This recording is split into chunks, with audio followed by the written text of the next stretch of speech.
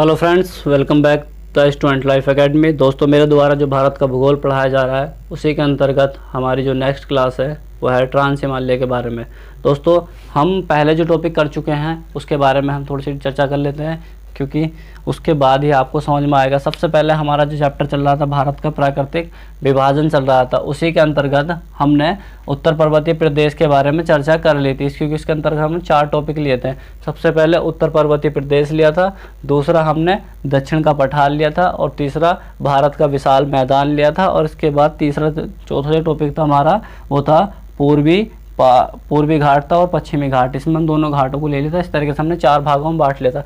पहला जो था हमारा उत्तर पर्वतीय प्रदेश मतलब हिमालय प्रदेश के बारे में हमने चर्चा कर ली है। अब इसके बाद नेक्स्ट टॉपिक है हमारा वो है ट्रांस हिमालय। टॉपिक जो है सेकंड वाला हमारा ट्रांस हिमालय है। इसके बारे में हम आज चर्चा करेंगे, ठीक है।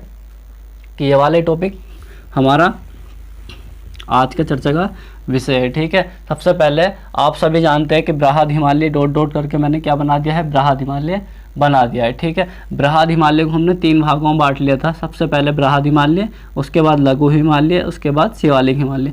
इस तरीके से हमने हिमालय पर्वत प्रदेश को बांट रखा था 3 भागों में। उसके बारे में हम चर्चा कर चुके हैं पिछली वीडियो में, ठीक है। अब नेक्स्ट जो टॉपिक है हमारा बृहद हिमालय से, ठीक है। ये जो बृहद हिमालय है इससे पार का क्षेत्र को क्या कहते हैं, इससे पार के क्षेत्र को हम क्या कहते हैं, ट्रांस हिमालय कहते हैं, ठीक है।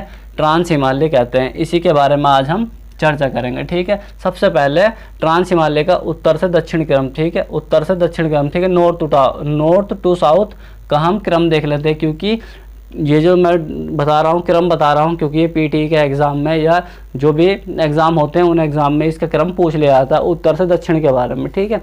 उत्तर सबसे पहले है काराकोरम, उसके बाद कैलाश, कैलाश के बाद लद्दाख, और लद्दाख के बाद जास्कर, ठीक है। दोबारा से रिपीट करता हूँ मैं, काराकोरम, कैलाश, लद्दाख और उसके बाद जास्कर, ठीक है। उत्तर से दक्षिण का क्रम है इस तरीके से, ठीक है। सबसे पहले यहाँ पर ये उत्तर पे सबसे उत्तर में अवस्थित कौन सी है, काराकोरम।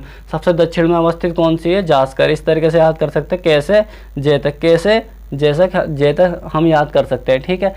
K2 काराकोरम पर्वत श्रेणी पर अवस्थित कौन सा पर्वत है, K2 पर्वत अवस्थित है, ठीक है। K2 जो है काराकोरम पर्वत श्रेणी पर अवस्थित है, जो कि पाकिस्तान का इस पर कब्जा है। POK के क्षेत्र में आता है, तो इस पर पाकिस्तान का कब्जा है।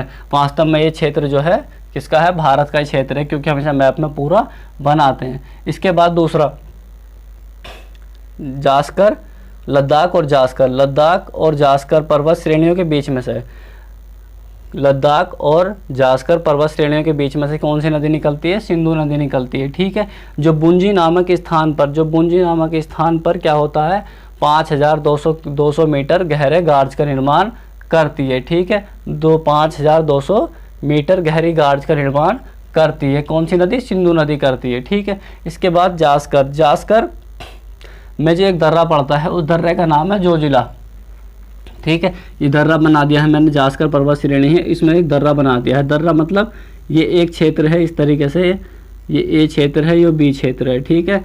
इन दोनों क्षेत्रों के बीच में से कोई नदियाँ पहले बहती रही होगी, लेकिन अब वो वर्तमान समय में नहीं बह रही है, ठीक है। तो वहाँ पर एक गार्ज का निर्माण हो गया था, एक दर्रे का निर्माण हो गया था, तो उसे हम क्या कहते हैं, दर्रा कहते हैं, ठीक है। हाल ही में सरकार के द्वारा क्या बना दिया गया है, इसे रास्ता बना दिया गया है, इसका एक रोड बना दिया गया है, ठीक है। तो जोजिला दर्रा श्रीनगर से ले जाता है, ठीक है। लेह किसकी राजधानी है, लद्दाख की राजधानी कौन सी है, लेह है, ठीक है। श्रीनगर से ले जाने के लिए, ठीक है, श्रीनगर से ले जाने के लिए हम कौन से दर्रे से होकर जाते हैं, जोजिला दर्रे से होकर जाते हैं, ठीक है। इसके बाद ये इसके बारे में चर्चा हो चुकी है, ठीक है ना, जोजिला दर्रे के बारे में चर्चा हो चुकी है। और इसके बाद ऐसा क्वेश्चन आ जाए कि सिंधु नदी किन 2 श्रेणियों के बीच में बहती है। सिंधु नदी दो किन पर्वत श्रेणियों के बीच में बहती है, ठीक है। तो हम कह देंगे लद्दाख और जास्कर पर्वत श्रेणी के बीच में कौन सी नदी बहती है, सिंधु नदी बहती है, जो बुंजी नामक स्थान पर क्या करती है, 5200 मीटर गहरी गार्ज का निर्माण करती है, ठीक है। इस तरीके से हमारा, और इसे काराकोरम पर्वत श्रेणी को कहते हैं बैकबोन ऑफ हाई एशिया, ठीक है, मतलब एशिया की रीढ़ कहते हैं इसे, किसे, काराकोरम पर्वत श्रेणी को कहते हैं, ठीक है। इस तरीके से हमारा ये ट्रांस हिमालय का टॉपिक हो चुका है, ठीक है। इसके आगे जो हमारा नेक्स्ट टॉपिक होगा, जो थर्ड टॉपिक होगा, वो क्या होगा हमारा, पूर्व की पहाड़ियाँ। अगली क्लास में जो होगा हमारा, ये पूर्व की पहाड़ियों के बारे में चर्चा होगी, ठीक है। ट्रांस हिमालय का बस छोटा सा टॉपिक था, इतना ज़्यादा एग्जाम में नहीं पूछा जाता, बस ज़्यादा से ज़्यादा K2 पूछ लिया जाता है, किस पर्वत श्रेणी पर अवस्थित है। यह नदी के बारे में पूछ लिया जाता है कि किन दो पर्वत श्रेणियों के बीच में क्या बहती है, सिंधु नदी बहती है। तो हमारे कौन सी हो गई, लद्दाख और जास्कर पर्वत श्रेणियों के बीच में हमारी कौन सी नदी बहती है, सिंधु नदी बहती है, जो बुंजी नामक स्थान पर क्या करती है, 5200 मीटर गहरी गार्च का निर्माण करती है। इस तरीके से हमारे ट्रांस हिमालय के बारे में कंप्लीट चर्चा हो चुकी है, ठीक है। आगे चर्चा होगी हमारी पूर्व की पहाड़ियों के बारे में चर्चा होगी।